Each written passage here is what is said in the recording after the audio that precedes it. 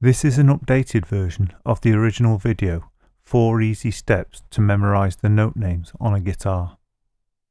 Before starting on the 4 steps, you need to know the absolute basics of note naming. The notes are named from A to G, and these note names are simply repeated where necessary. For example, A, B, C, D, E, F, G, A, B, C, D, E, F, G, etc. The first slight complication that needs to be remembered is that the gaps between the notes aren't all uniform. The B and C and the E and F are closer than all the other notes.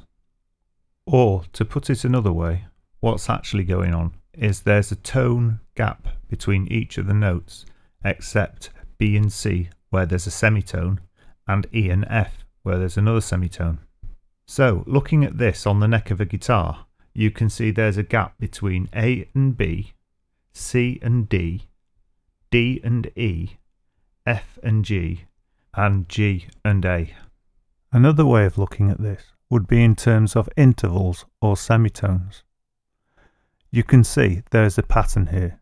The pattern is 2, 1, 2, 2, 1, 2, 2. So if you think of each interval or semitone as a fret, it becomes pretty easy to understand. This is a universal musical pattern, and it can be seen most clearly on a keyboard or a piano. The familiar pattern on any piano or keyboard of black and white keys arises as a direct result of the distribution of the notes. Notice on a keyboard how the E and the F and the B and the C don't have a black note between them, whereas all the other notes that have an extra semitone between them have a black note. So to simplify all this, you need to remember the notes E and F and B and C are always right next to each other. There's no empty fret between them. Step 1 in learning the names of the notes on a guitar is to learn the names of the open strings.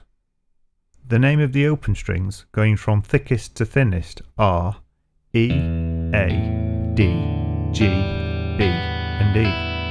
And you can remember these by using a simple saying. Here are 3. Every angry dog growls and bites eventually. Or Eddie ate dynamite, goodbye Eddie. Or elephants and dogs, God blesses everything. Just a quick subnote here. The bottom E string is the thickest string and the top E string is the thinnest string, and they're named according to their tone and not according to their position. So the top E string has a very high pitch and the bottom E string has a very low pitch. And how you choose to memorize the strings is entirely up to you. I've now heard loads of different sayings that different people have made up to help them with the process. When memorizing the names of the open strings, you're also memorizing the names of the notes on the 12th fret. This is why many guitars have a double dot or an accented marker on the 12th fret, because it's an octave above the open strings. I'll explain octaves later in this tutorial.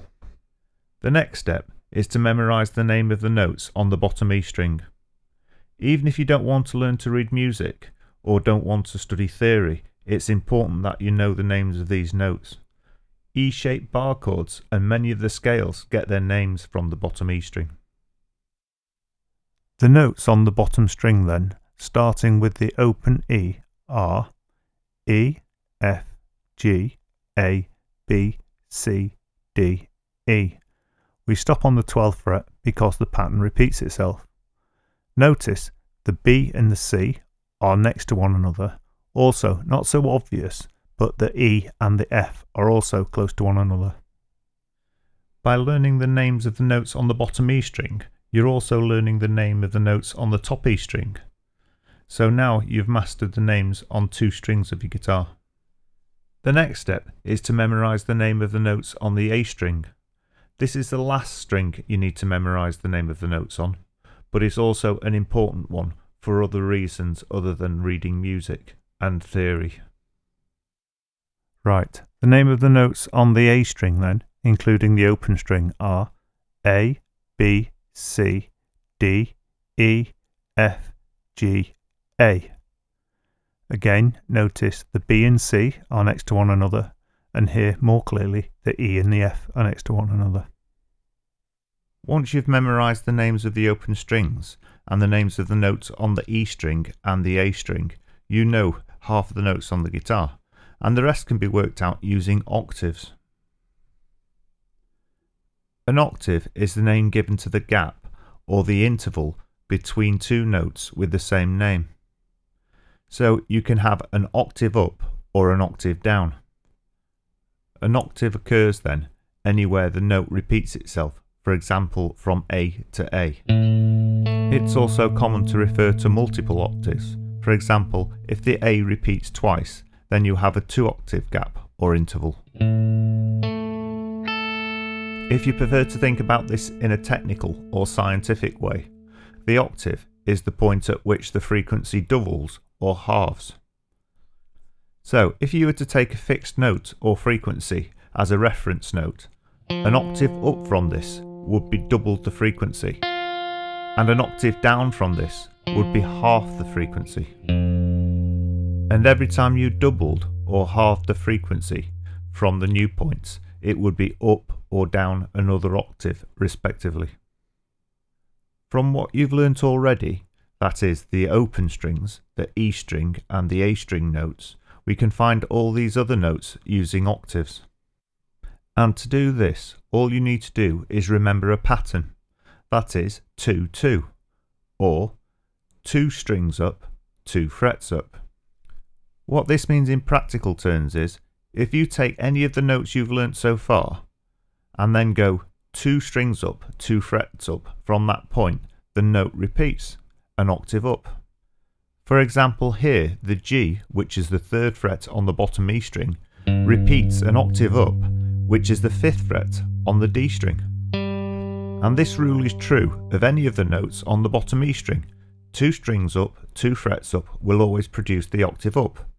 And when this is applied, it means now you know nearly all the notes on the D string without having to memorise them. And because this rule applies to the A string, you know nearly all the notes on the G string. The pattern doesn't have to stop here, however. We can take it up another octave to learn the names of most of the notes on the B string. To do this, we have to learn a second pattern, which goes from our second octave, which is 2 strings up, 3 frets up. So, for example, from our original G in the 3rd fret of the bottom E string, we found one G an octave up in the 5th fret of the D string and a second G 2 octaves up on the 8th fret of the B string. This pattern also works from the A string, so you can use it to confirm any of the notes on the top E string that you're not 100% sure of. Okay, let's see this done on a guitar.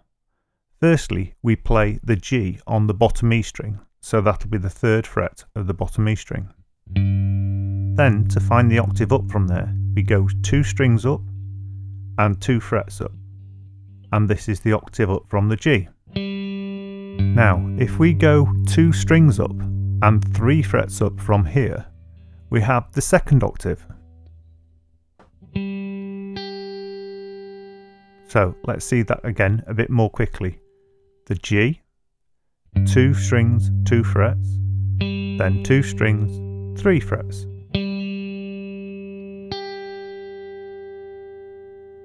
To summarise then, the 4 steps are: Step 1. Learn the names of the open strings. Step 2. Learn the names of the notes on the bottom E string. Step 3. Learn the name of the notes on the A string. And step 4. Learn the octave patterns. By following these 4 steps, you'll know all these notes and more.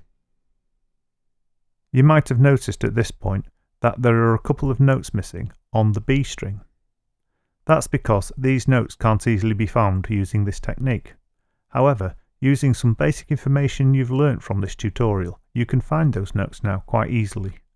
And that is that the B and C are always 1 fret apart, and the C and D will always be 2 frets apart.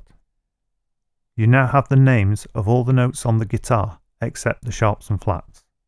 Originally, this was included in a separate tutorial, but in this new updated version, we'll go straight on to the sharps and flats.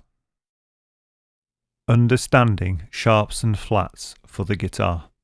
The sharp symbol looks like a hash or a blank game of noughts and crosses, and the flat symbol looks like a small b. In fact, on many websites, the small b is used as a flat symbol because they are so similar. A sharp is a semitone up, and a flat is a semitone down. On a guitar, a semitone is a single fret. So, a sharp would be 1 fret up, and a flat would be 1 fret down. So, let's illustrate this on a guitar to make it perfectly clear. We'll start with the sharp. The first thing we need to do is define what is up and what is down on a guitar. Moving up a fret or up the fretboard means moving towards the bridge or the tailpiece of the guitar. And moving down a fret or down the fretboard means moving towards the nut or the headstock where you tune the guitar. This is because we're talking about pitch now. So, when you move up the neck of the guitar towards the tailpiece, the pitch gets higher and higher and higher and is therefore moving up. Conversely, if you move down the guitar towards the headstock, it goes lower and lower and lower. Therefore, to move up the guitar is towards the tailpiece, and moving down the guitar is towards the headstock. So, looking at sharps and flats from a practical point of view, what it means is, if you get, for example, a G and move it up 1 fret, it will be G sharp. If you take an A and move that up 1 fret, it will be A sharp. Now, if you take the G and move it down a fret, it will be G flat. Same with A. If you take the A and move it down 1 fret, it will be A flat. This simple rule works in the vast majority of cases. So, for example, if you were looking for a B flat chord, you could use a first position bar chord. You'd select the B and then simply move it down a fret to make it B flat.